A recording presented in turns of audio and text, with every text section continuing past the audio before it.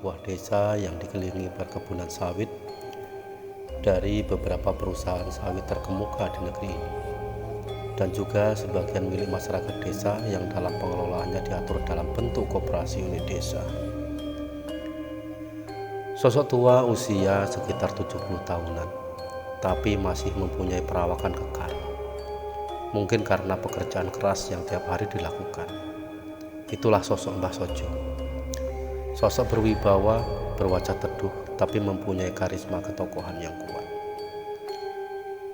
Masyarakat desa yang mayoritas bekerja di perkebunan sawit, baik sebagai buruh lepas harian ataupun karyawan tetap di perusahaan, banyak yang mencari sampingan sebagai peternak kambing maupun sapi.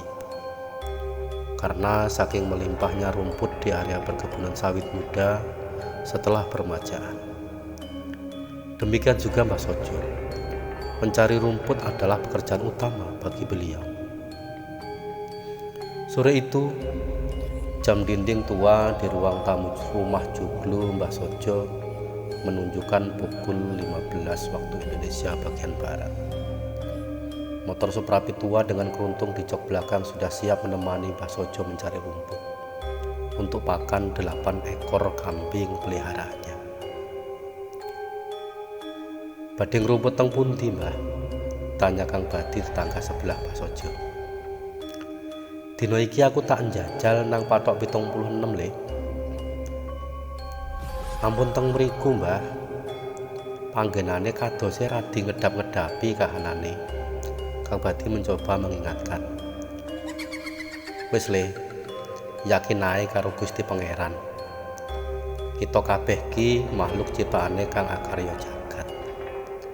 Kasampurnane ciptaan Gusti yaiku awak dhewe menungso kang urip ing alam padang iki. Lah nggih lho, Mbah. Nanging Dek wingi Kang Sukip wanci maghrib lewat monten mriku diadang kalian pewujudan kuntilanak nggendong bayi lho, Mbah. Kang Badi masih merasa khawatir. Walaupun Mbah Sojo bukan orang sembarangan, tapi dia masih tetap merasa khawatir atas keselamatan Mbah Sojo. Mengingat beliau adalah sudah dianggap sebagai orang tua sendiri baginya. Wes ora usah sumelang. Aku tak mangkat karet le, selak peteng. Sambil menendang engkol motornya, Mbah Sojo kemudian berlalu. Kang Badi hanya bisa menghela napas dalam. Mbah Sojo sudah sepuh, yang seharusnya sudah pensiun menikmati hari tua, tapi masih tetap semangat bekerja. Mungkin juga karena tuntutan kebutuhan hidup. Hari sudah petang dan mulai temaram. Area perkebunan sawit di patok 76 sudah hampir gelap. Mbah Sojo masih asik dengan ayunan sabitnya di sela-sela pohon sawit muda yang memang belum tinggi dan rimbun batangnya, sehingga banyak rumput di sekitarnya. Sak tekam iki gek wis lah, kae keruntungku ya wis kebek, gumam Mbah Sojo dalam hati. Allahu Akbar, Allahu Akbar. Lama-lama terdengar suara adzan maghrib dari kejauhan. Wele-wele, lah kok wis maghrib iki mau? Membatin Mbah Sojo dalam hati. Kemudian bergegas menata rumput yang sudah dibabat tadi di atas motornya. Pinarak wonten gubuk kula, Mbah. Tiba-tiba ada suara wanita mempersilahkan Mbah Sojo mampir. "Ya, Nduk." Tanpa sadar Mbah Sojo menjawab sambil tetap menata rumput di atas motornya. "Lah dalah. Sapa sing nakoki iki aku ki, Mang?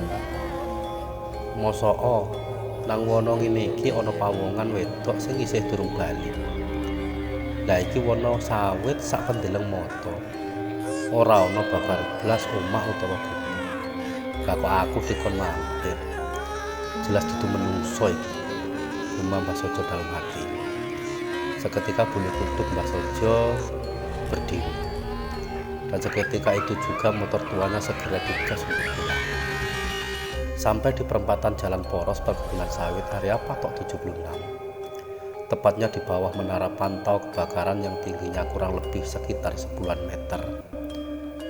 Mata tua Mbah Sojo ketika menangkap sesosok anak kecil berkelebat menyeberang jalan tepat di depan laju motor Mbah Sojo.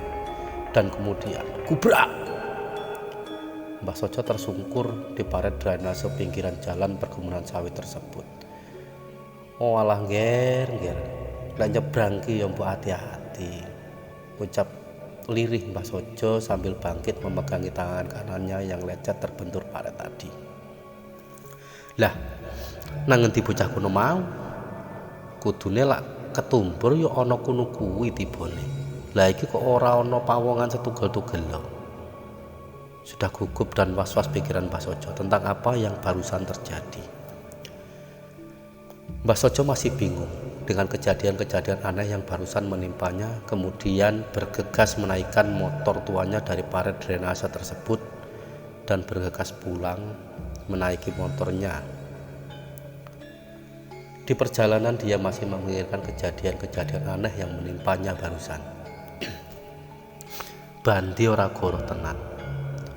Tibake patok 76 pancen nyolowedi. Panggonane lek wayah surup. Gusti Kang Maha Agung, kawula namung netepi titahmu. Sakabehing laku lan nasibku kula pasrahaken marang panguwasamu. Gumam Mbah Sojo dalam hati sambil menghela napas panjang. Tepat iqomat berkumandang, Mbah Sojo sampai di rumah joglo tua yang hampir 40 tahun ditinggalinya, beserta Mbah Jirah istrinya yang juga kelima anaknya yang saat ini sudah berkeluarga semua. Lah kok nganti surup toh Mbah? Tanya Mbah Jirah sambil membantu Mbah Sojo menurunkan rumput di kandang belakang rumah. Wes dawa ceritane, engko tak ceritani.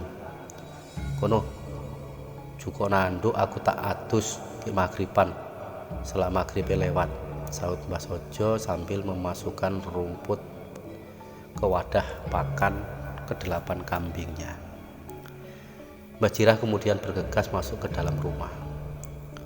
Kula nuwun. Lama-lama terdengar orang uluk salam dari teras depan rumah joglo Mbah Sojo. Monggo, mlebet Pak. Terdengar suara Mbah Jirah dari dalam rumah. Kok yo ana tamu wayah maghrib iki?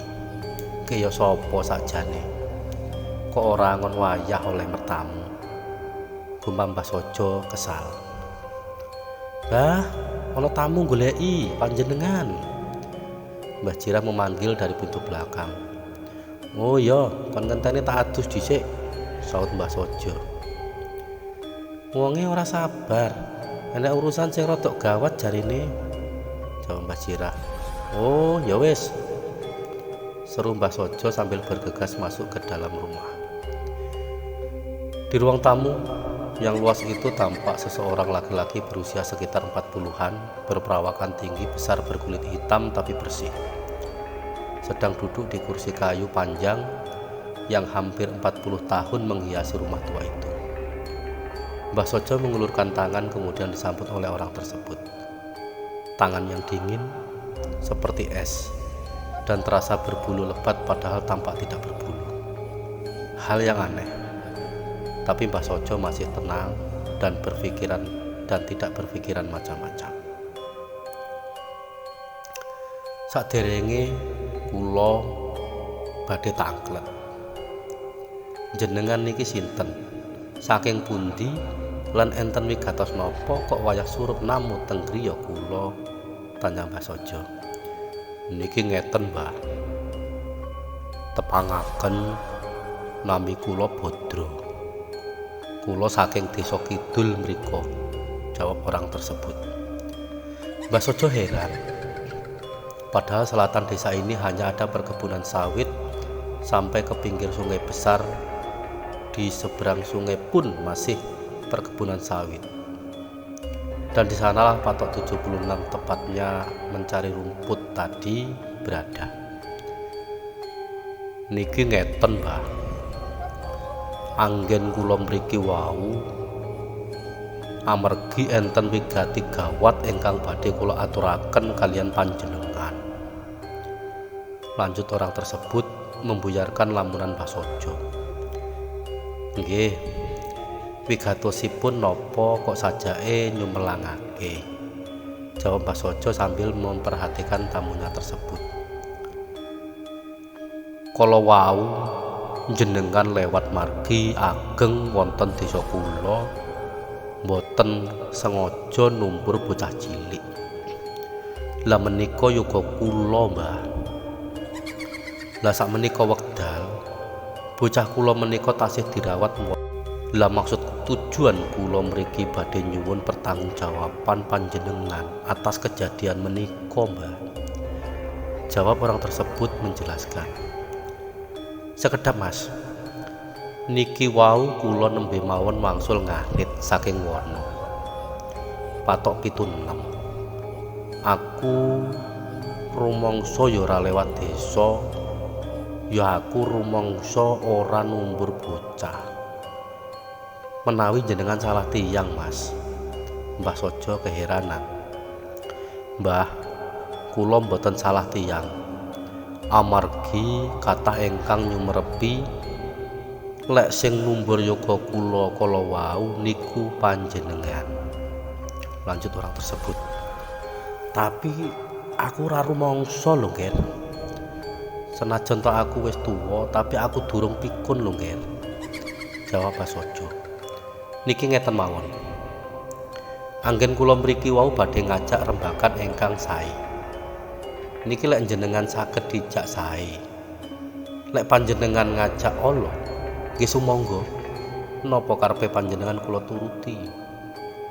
Orang tersebut mulai gusar. Ora ngono lho, Ger. Kabeh masalah ki iso dirembak kanthi sareh. Ya wis.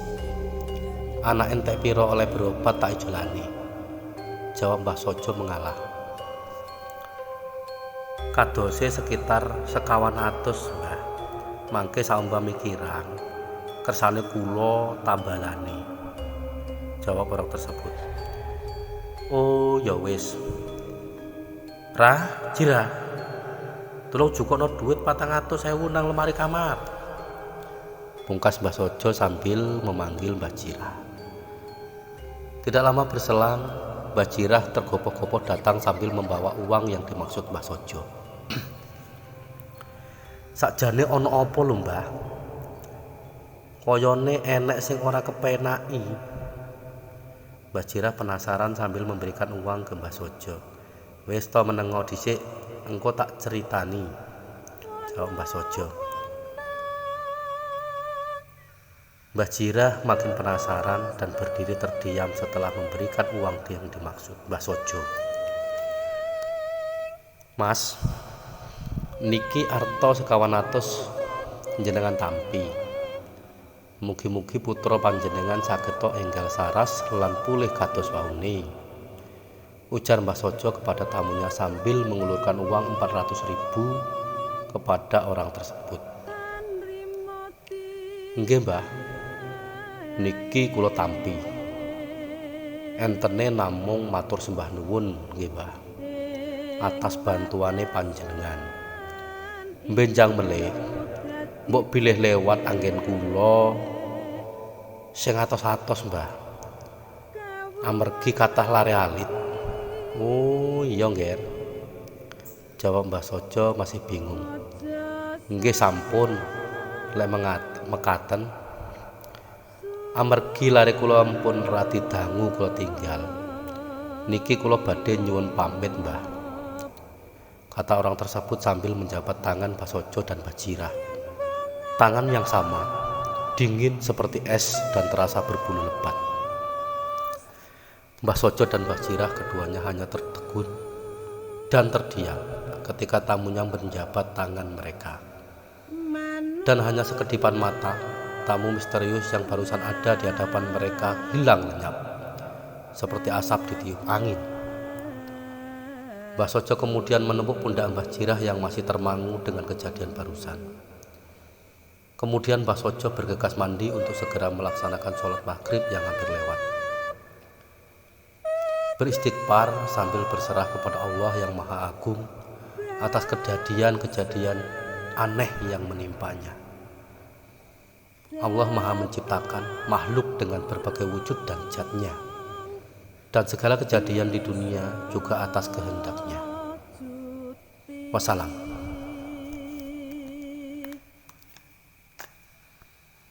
Yen